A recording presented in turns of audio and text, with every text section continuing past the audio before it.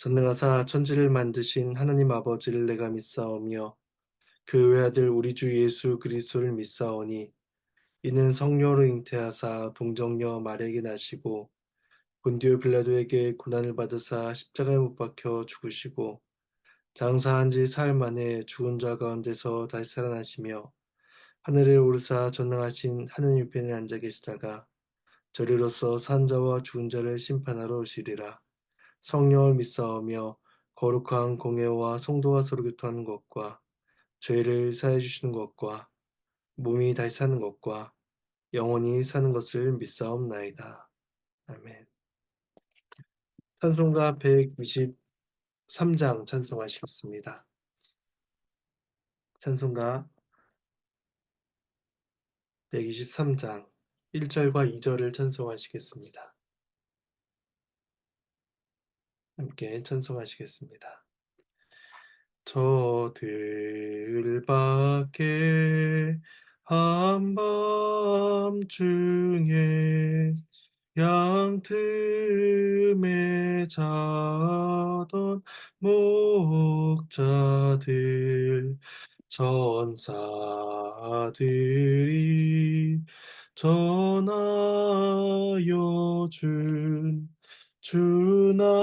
주나신 소식 들었네. 노엘 노엘 노엘 노엘 이스라엘 왕이 나셨네.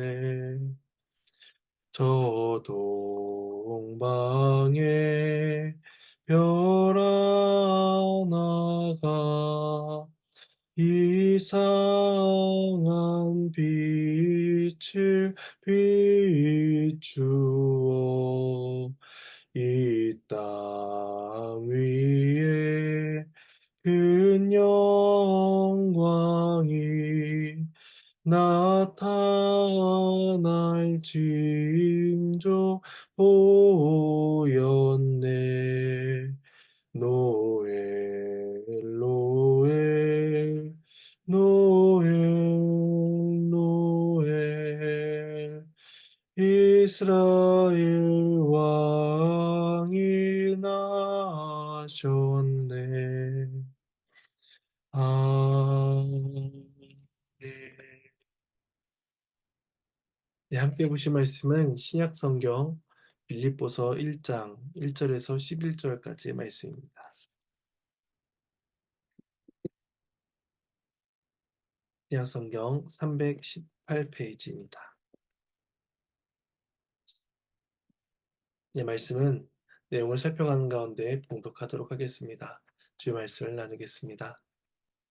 오늘부터 이제 26일까지 빌립보서 내용을 살펴보게 되는데 오늘 1장을 시작하기에 앞서 빌립보서에 대한 간략한 배관을 살펴보면 좋을 것 같습니다. 빌립보 도시는 알렉산더 대왕의 아버지인 빌립 2세의 이름을 따서 지은 도시로서 약 BC 767년경에 로마의 식민지가 된 이후로 로마의 중요한 도시로 자리매김을 하게 됩니다. 로마 부대와 태역 군인들의 거주지로 또 정착지로서 군사적인 요충지가 되었으며 또 에게해에 근접해 있어서 상업적 요충지로 활약하기도 합니다. 빌립보는 로마 황실로부터 세금 면제, 사유재산 인정, 재판권 등 로마 본토에만 부여되는 것과 동일한 특권을 누리기도 하였습니다. 그래서 한마디로 빌립보는 로마시의 축소판으로서 빌립보 시민들은 이러한 지위를 자랑스럽게 여겼으며 이러한 이해 때문에 시민권에 대한 남다른 인식이 있었을 것으로 보여집니다. 사도 바울이 빌립보를 처음 방문한 것은 약 49년경인 2차 전도여행 때입니다. 바울은 소아시아를 중심으로 전도를 펼치던 중 드로아에서 한 마게도냐 사람이 나타나 우리를 도우라라는 환상을 경험하고 마게도냐 지방의 첫 성인 빌립보에 가게 됩니다. 그곳에서 복음을 전함으로써 마게도냐 지방으로는 최초의 교회가 세워지게 됩니다. 이후에도 바울은 두 차례 정도 빌립보를 방문하긴 했지만 그곳에서 체류하며 사역한 기간 자체는 그렇게 길지가 않습니다. 그러나 짧은 사역 기간임에도 불구하고 바울과 빌립보 교회는 복음 안에서 친밀한 관계를 유지했으며 빌립보 교회는 여러 차례 물질로서 바울의 선교를 도왔습니다. 본 서신을 기록할 때의 바울은 로마 감옥에 투옥된 상태였는데 이때에도 빌립보 교회는 에바브로디도를 보내어서 바울을 도우며 후원하는 것을 그치지 않았습니다. 이런 상황에서 바울은 빌립보 교회를 향한 편지를 보내게 되는데 여기에는 당시 빌립보 교회가 직면한 신학적인 문제에 대한 답을 주고 있기도 하며 또한 바울 자신의 상황을 자세하게 설명하고 또한 빌립보 교회가 보여준 사랑과 헌신에 대한 깊은 감사를 담고 있다라고 할 수가 있을 것입니다. 이제 오늘 본문을 살펴보도록 하겠습니다. 1절과 2절은 인사말로서 발신자와 수신자가 담겨 있습니다. 말씀을 봉독하겠습니다. 그리스도 예수의 종 바울과 디모데는 그리스도 예수 안에서 빌립보에 사는 모든 성도와 또한 감독들과 집사들에게 편지하노니 하나님 우리 아버지와 주 예수 그리스도로부터 은혜와 평강이 너희에게 있을지어다. 바울은 발신자로서 이제 디모데를 포함시켜 말합니다. 디모데는 빌립보 교회를 세우는 일에 바울과 함께 동참한 자로서 그 성도들에게는 친숙하고 신뢰할 만한 인물이었습니다. 바울은 자신과 디모데를 그리스도 예수의 종이다라고 표현함으로써 자신들의 모든 사역이 예수 그리스도로부터 비롯되었으며 예수 그리스도를 떠나서는 존재하지 않는다라고 말하고 있습니다. 그들이 로마 감옥에 갇혀 있는 것 또한 예수 그리스도의 종으로서 갇혀 있는 것이기에 그들은 그리스도 안에서 믿음과 소망에 분명한 확신을 가지고 있을 수 있었던 것입니다. 빌립보서에서 한 가지 눈에 띄는 것은 바울이 다른 서신들과는 달리 자신을 사도로 소개하고 있지 않다는 점입니다. 그것은 그의 사도적인 신분을 굳이 강조하지 않아도 될 만큼 빌립보 교회 안에 바울에 대한 깊은 신뢰가 있었기 때문일 것입니다. 바울은 편지를 받는 자들을 가리켜서 그리스도 예수 안에서 빌립보에 산 자들이다라고 표현합니다. 앞서 말씀드렸다시피 빌립보는 가장 로마적인 도시 중에 하나다라고 할 수가 있습니다. 로마의 혼합주의가 만연했고 헬라 문화가 깊숙이 자리하고 있었습니다. 바울이 2차 전도 여행 때에 빌립보에서 귀신의 힘으로 점을 쳐서 주인에게 큰 불을 안겨주었던 그 여종을 고쳐준 것을 생각해 본다면 빌립보의 영적인 상태가 어떠한가를 우리는 짐작해 볼 수가 있습니다. 그러나 그곳에 복음을 듣고 세례를 받은 자들이 생겨나게 되었고 그들은 더 이상 타락한 로마의 시민권자가 아닌 그리스도 예수 안에서 살아가는 자들이 된 것입니다. 따라서 그들은 가장 복되고 거룩한 이름인 성도라고 불리기에 부족하지 않은 자들이 되었습니다. 감독과 집사가 한 구절에 동시에 쓰인 것은 바울 서신에서 처음 등장하는 것인데 조직체로서의 교회를 섬기는 데에 이들이 중요한 역할을 감당하는 직분이었음을 우리는 생각하게 됩니다.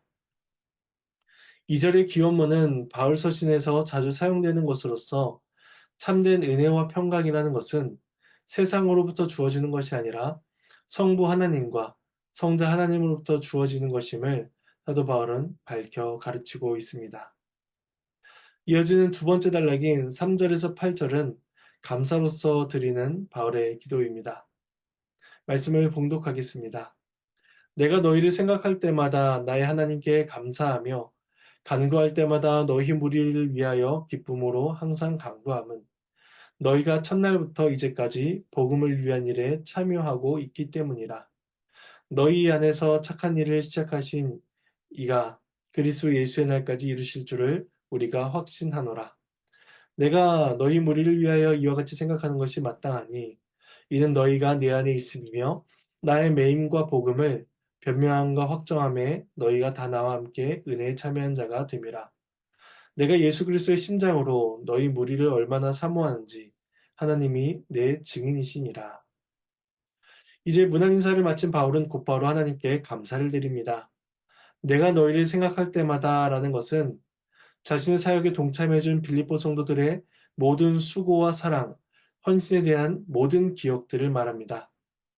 빌립보 성도들이 넉넉해서 복음 사역을 도운 것이 아니라 어려운 가운데 인내하며 도운 것을 알고 있기에 그들에 대한 모든 기억을 떠올릴 때마다 바울은 자신의 하나님, 나의 하나님께 감사할 수밖에 없었습니다.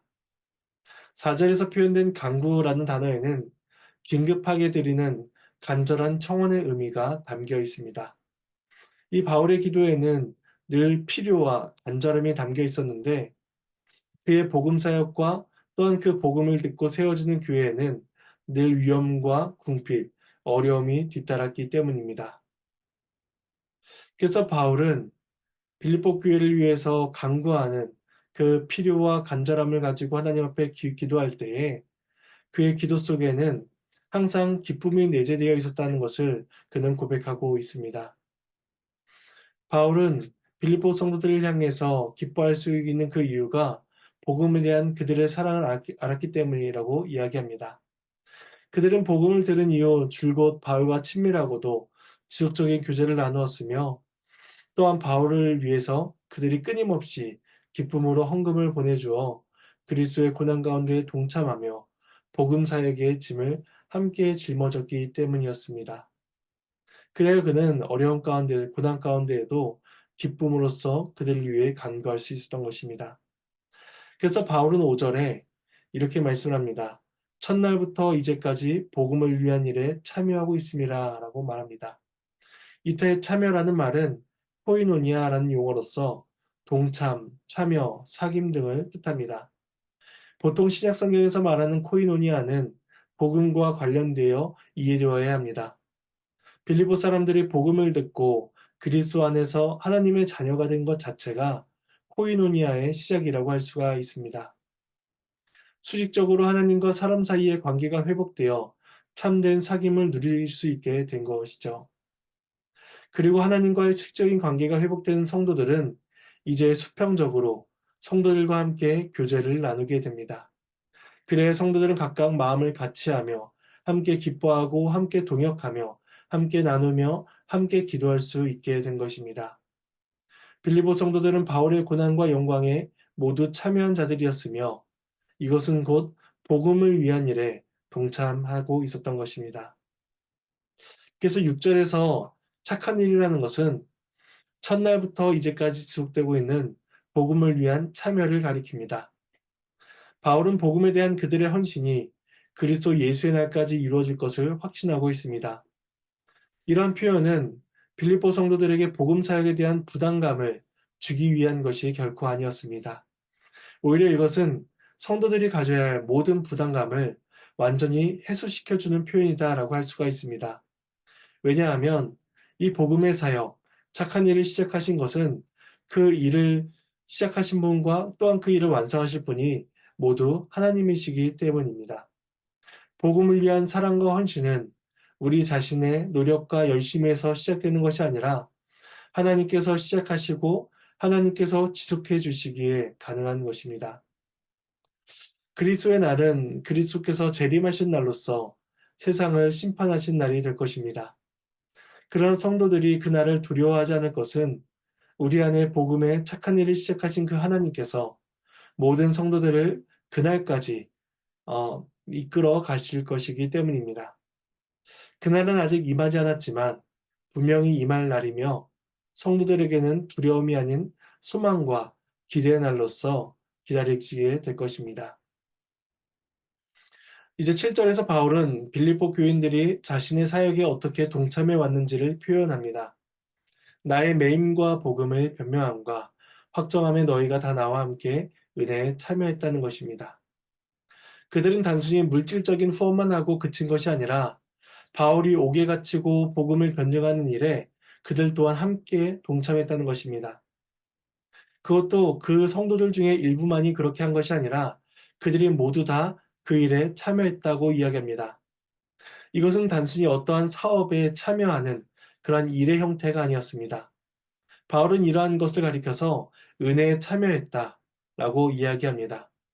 빌립보 교회나 사도 바울이나 모두가 다 다른 형태로서 복음 전파를 위해 힘쓰고 있었지만 그들 모두는 한 분 하나님의 은혜로 인해서 그 일을 은혜로서 감당할 수가 있었던 것입니다. 따라서 우리가 복음을 위해 행하는 어떤 것도 수고롭고 번거로운 일이 아니라 하나님의 은혜에 참여하는 일임을 우리는 기억해야 할 것입니다. 이제 바울을 이제 바울은 빌립보 교회를 향한 자신의 마음이 어떠한지 표현하기 위해서 하나님을 증인으로 언급합니다. 그리고 하나님 앞에서 자신이 빌립보 성도들을 얼마나 사랑하는지를 상기시키기 위해서 예수 그리스도의 심장이다라는 표현까지도 사용하고 있습니다. 이 예수 그리스도의 심장은 교회를 위해 죽기까지 사랑하신 그리스도의 사랑을 생각할 수가 있습니다. 그리스도께서 교회를 사랑하신 것과 같이 바울 또한 그리스도의 사랑으로 교회를 사랑했다는 것입니다. 이것은 그리스도의 사랑을 아는 자로서 마땅한 사랑의 태도였습니다. 이어진 세 번째 9절에서 11절은 바울의 기도입니다. 마지막 말씀을 봉독하도록 하겠습니다. 내가 기도하노라 너희 사랑을 지식과 모든 총명으로 더욱더 풍성하게 하사 너희로 지극히 선한 것을 분별하며 또 진실하여 허물 없이 그리스도의 날까지 이루고 예수 그리스도로 말미암아 의의 열매가 가득하여 하나님의 영광과 찬송이 되기를 원하노라. 하나님의 말씀입니다. 하나님께 감사합니다. 이제 바울은 기도의 내용을 제시하면서 그들 안에서 시작된 선한 일에 관한 몇 가지 구체적인 내용을 언급하며 하나님께서 그리스도의 날에 완성해 주시기를 기도하고 있습니다. 바울은 먼저 그들의 사랑이 풍성해지기를 기도합니다. 사도 바울이 그들을 사랑할 수 있었던 이유가 예수 그리스도의 지극히 크신 사랑을 알았기 때문이었듯이 그들도 그리스도 예수의 사랑을 더욱더 알아 풍성히 나타낼 수 있기를 간절히 구합니다. 특별히 사랑을 풍성하게 하는 것으로서 지식과 총명이 함께하기를 구합니다. 이러한 지식과 총명은 세속적인 의미에서의 지식이 아니라 하나님과 또한 그분의 뜻에 대한 지식과 통찰력이다 라고 말할 수가 있습니다. 그래서 바울은 사랑을 지식과 총명으로 풍성하게 해야 하는 이유에 대해서 10절에서 이렇게 이야기합니다.